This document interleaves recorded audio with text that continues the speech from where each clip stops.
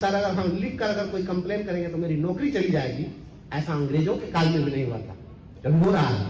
और ये सभी लोगों ने संकल्प लिया है। और अब उस दौर को भूल जाइए जब लोग केवल जात के नाम पर वोट देते थे। अब लोग रोटी के सवाल पर वोट करेंगे। और मैं जो कह रहा हूं, मैं माननीय मुख्यमंत्री जी के जन्मभूमि से बोल रहा हूं, उनके गृह जिले से बोल रहा हूं। और शिक्षक आज के डेट में क्या मांग रहे हैं? आप चांद तारा मांग रहे हैं, कुछ नहीं मांग रहा। आज शिक्षक यही चाह रहे हैं, जो दूर दराज में पोस्टेड हैं, वो शिक्षिकाएं चाहती हैं, वो शिक्षक चाहते हैं।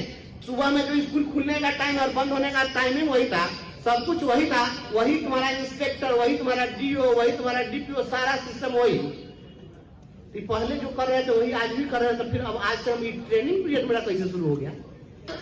राज्य सरकार तक पहुंचनी चाहिए। माननीय मुख्यमंत्री जी, मुझे लगता है अभी वो अस्वस्थ हैं। आपको हैरत होगी, यहां से लेकर और दिल्ली तक आपकी आवाज गूंज रही है। और सभी लोग अंदर ही अंदर इस बात से परेशान हैं कि पता नहीं ये शिक्षक क्या करेंगे। हर महीने 3-4 हजार रुपए का बिल आता है, वो भी सिर्फ दवाई का। दिल्ली वाले भी मुझे बुला रहे हैं, और पटना में जो लोग बैठे हुए हैं वो लोग भी दाएं बाएं किसी प्रकार से लोगों को भेज करके कि आइए, यहां आइए। मैंने कह दिया है, दिल्ली वाले को भी मैंने कह दिया है। हमने कहा कि अपनी जमीन को बेचकर आपका मकान मैं मजबूत नहीं कर सकता हूं। हमारी जो जमीन है, पहले उस जमीन को आप मजबूत करो। हमने कहा है, चुनाव हारना जीतना अपनी जगह पर है, लेकिन हमारी जो पहचान है वह शिक्षकों से हमारी पहचान है, हमारी पहचान छात्रों नौजवानों से हमारी पहचान है, हमारी पहचान संविदा कर्मियों से है, हमारी पहचान शोषित कर्मचारियों से है। हम उनकी लड़ाई लड़ने के कारण जाने जाते हैं। इसलिए राज सत्ता प्राप्त करने के लिए, कोई मंत्री का पद मिल जाए इसके लिए, मेरा राजनीतिक कद कुछ ऊंचा उठ जाए इसके लिए मैं कोई काम नहीं करूंगा। अगर बात हो तो जो भी राजनीतिक दल हमारे शिक्षकों के समर्थन में इनको संपूर्ण न्याय देने की बात करे, हम उसी के साथ खड़े हो सकते हैं, अन्यथा किसी दूसरे शर्त पर मैं खड़ा नहीं हो सकता। हमसे यही बात पूछी गई है कि अगर आपको कहा जाए कि सत्तारूढ़ दल के साथ हो जाइए और ये आश्वस्त करें कि जब अगली बार सरकार बनेगी तो हम ये कर देंगे, तब आप इनके साथ जाएंगे। मैंने कहा कि मैं आश्वासन पर नहीं जाऊंगा। जब इनकी हुकूमत आज है तो आज क्यों नहीं? और अगर आज जो नहीं कर सकते वो कल क्या खा करेंगे? कल वो रहेंगे नहीं रहेंगे कौन जानता है? इसलिए पहले शिक्षकों की समस्याओं का समाधान। अधिकारों की बात की और भीमबंधु जी के बोल रहे थे, इन्होंने कहा कि हम मांगने के फिरा में क्यों रहते, हम छीनना क्यों नहीं? बहुत अच्छी बात है। आपको 2013 में हम निकलना चाहते हैं। वर्ष 2013 महाराजगंज का उपचुनाव हो रहा था, लोकसभा का उपचुनाव था। ये ग्रेजुएट वाले लोग जो बात करते हैं कि अभी भी बहुत नेताओं से बात करिएगा तो क्या कह तो बीए पास लोगों का था या इसमें पढ़े लिखे लोगों का चुनाव था तो ये जीत गए, ये हुआ वो हुआ, ये आम चुनाव में हमारा क्या बिगाड़ेगा? इस बात की भी चर्चा होनी चाहिए। यह बात राज्य सरकार तक पहुंचनी चाहिए। माननीय मुख्यमंत्री जी, मुझे लगता है अभी वो अस्वस्थ हैं। हमारी बात अगर पहुंचे भी तो वो सुनेंगे कि उनके साथ रहने वाले, परिक्रमा करने वाले लोग सुनेंगे। लेकिन जो भी हैं, जो चाहते हैं कि मुख्यमंत्री के हाथ में थाली पकड़ा के आरती हम करावें और हुकूमत हम चलावें, एक मिट्टी का पुतला को रख करके, तो आप कान खोलकर सुन लीजिए और याद कर लीजिए। उस समय में आपके शिक्षा मंत्री थे प्रशांत कुमार शाही, और उस समय भी मेरे ऊपर कार्रवाई के लिए फरमान जारी किया गया था। उसमें डायरेक्टर ने आदेश निकाला था मेरे ऊपर कार्रवाई की। और 2013 में महाराजगंज में शिक्षकों ने संकल्प लिया कि पीके शाही, आपने लाठी चलवाया था 6 मार्च 2013 को, संकल्प लिया शिक्षकों ने कि आपको चुनाव जीतने नहीं देंगे। तो शिक्षकों ने संकल्प लेकर और आपके शिक्षा मंत्री को धूल चढ़ाया उसी महाराजगंज तक। यह याद रखिए। और मुझे याद है, मैं उस समय में उनके खिलाफ कैंपेन कर रहा था, क्योंकि उस समय विपक्ष में लालू जी के लोग वहां पर चुनाव लड़ रहे थे। लालू जी के साथ मैं सभाओं को संबोधित भी किया, मैं जाता था। और उसी कारण से मेरे ऊपर बाद में कार्रवाई की बात। मैं आपको बताता हूं, जब चुनाव का समय, जिस दिन चुनाव था, शाम में जब लोग ईवीएम जमा करने के लिए जब जा रहे थे, तो जो भी शिक्षक मिलते थे एक दूसरे से गले से लिपट जाते थे और कहते थे कि भाई अपने बूथ से उसको हरा दिया। ये ताकत की शिक्षा है।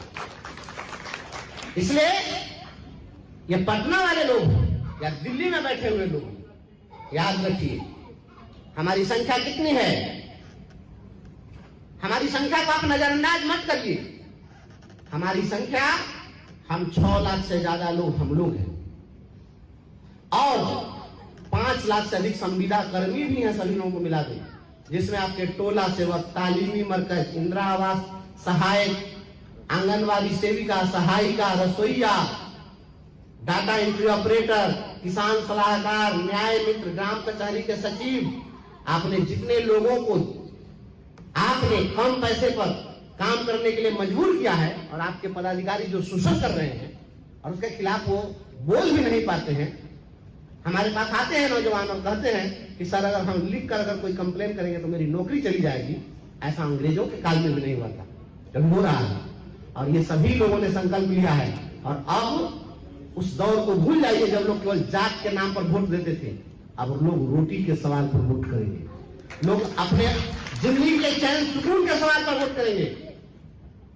और ये सभी मिला करके हम लोग लगभग 15 लाख लोग हैं, सभी कर्मचारियों को मिलाएंगे, जिनके जवानी को आप निचोड़ रहे हैं और डंडे से हटा रहे हैं। ये सारे लोग 15 लाख लोग 5-5 वोट अपने घर का, ज्यादा नहीं कह रहे हैं, 5-5 वोट हम लोग संगठित करेंगे आपके खिलाफ में। ये 75 लाख वोट होंगे और 75 लाख वोट किसी भी सरकार को हथेली पर उठाकर गंगा जी में डुबा देने के लिए तैयार है। और मैं जो कह रहा हूं, मैं माननीय मुख्यमंत्री जी के जन्मभूमि से बोल रहा हूं, उनके गृह जिले से बोल रहा हूं और अपने तमाम उपस्थित गुरुजनों के मौजूदगी में बोल रहा हूं और इनकी भावना बोल रहा हूं। मैं केवल व्यक्ति विशेष नहीं, बंसीधर ब्रजवासी नहीं बोल रहा है। यह आवाज शिक्षकों की आवाज है और बिहार के तमाम कर्मचारियों की आवाज है, तमाम संविदा कर्मियों की आवाज है। बताइए आप सभी लोग इसी भावना को रखते हैं या नहीं रखते हैं? एक बार बताइए, जरा दिखाइएगा सभी लोग। आप देखिए माननीय मुख्यमंत्री जी आपके गृह जिले के हमारे साथी हैं, जो आपसे क्या चाहते हैं।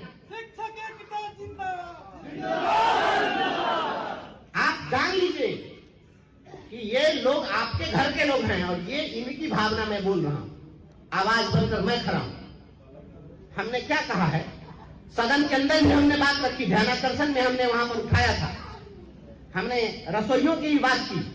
रसोइया कोई मेरी पर्सनल हमारे लिए कोई वोटर नहीं है, लेकिन हम आंख बंद करके और कान बंद करके नहीं रह सकते। अगर कोई रोएगा तो उसका रुदन हम जरूर सुनेंगे और सुनेंगे तो हम संवेदनशील लोग हैं और हम उनके लिए जरूर संघर्ष करने के लिए खड़ा। इसलिए आप सोचिए, जब सदन के अंदर हमने कहा कि 1600 रुपया में एक कुत्ते का भी पेट नहीं भर सकता है और आप इंसान का पसीना इस प्रकार से बहा रहे हैं और आप उनको पैसा नहीं दे रहे हैं, तो 2000 रुपया बढ़ाने के लिए भारत सरकार को प्रस्ताव भेजा गया है। सदन के अंदर रसोइयों की आवाज हमने उठाई, प्रस्ताव उन्होंने भेजा। मैं चाहता हूं भारत सरकार भी जल्द स्वीकृत करे, कम से कम वो 2000 रुपया तो तत्काल को मिल जाए। और शिक्षक आज के रेट में क्या मांग रहे हैं? आप चांद तारा मांग रहे हैं। शिक्षक को इनसे कह रहा है चांद का टुकड़ा तोड़ करके दे दीजिए। शिक्षक कुछ नहीं मांग रहा। आज शिक्षक यही चाह रहे हैं, जो दूर दराज में पोस्टेड हैं, वो शिक्षिकाएं चाहती हैं, वो शिक्षक चाहते हैं कि हम अपने बीमार माँ बाप के साथ रहें, उनकी सेवा शुश्रूषा करें। जो अपने बच्चों से दूर हैं, जब बिलख बिलख कर शिक्षिकाएं फोन पर मुझे कहती हैं कि हम अपने दूध मुँहे बच्चे को सब घर छोड़ करके और हम आते हैं और फिर रात में जाना पड़ता है और दिन भर उसको दूसरे के हवाले छोड़ करके उनकी परेशानियों को, वो एक स्थानांतरण मांग रहे हैं। वो कहीं ड्यूटी कर सकती हैं, आप उनको स्थानांतरण नहीं दे सकते। हम कह रहे हैं आप उनको प्रमोशन दे दीजिए, आप प्रमोशन नहीं दे सकते हैं। कोई एक लेबर मिस्त्री भी अगर चला जाता है काम करने के लिए, माथा पर ईंट होता है, तो वो 2 साल का काम कर ले किसी के साथ, उसका वो भी करनी वसूली करता है कि हम राजमिस्त्री हो गए, वो भी लेबर से राजमिस्त्री बन जाता है। और ये 22 साल से कोई काम कर रहा है, उसका स्टेटस नहीं बदला।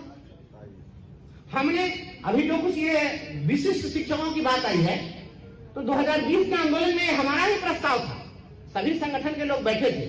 आप याद करिएगा 2013 के आंदोलन में हमने उस 13-14 में जब शुरुआत की, 14 में रथ यात्रा हमने निकाला, तो एक मांग वेतन मांग, यह नारा हमने दिया और एक ही मांग रही। फिर बाद में 2020 में हमने कहा कि अब कोई बहुत मांग नहीं रखी, एक मांग राज्यकर्मी का दर्जा।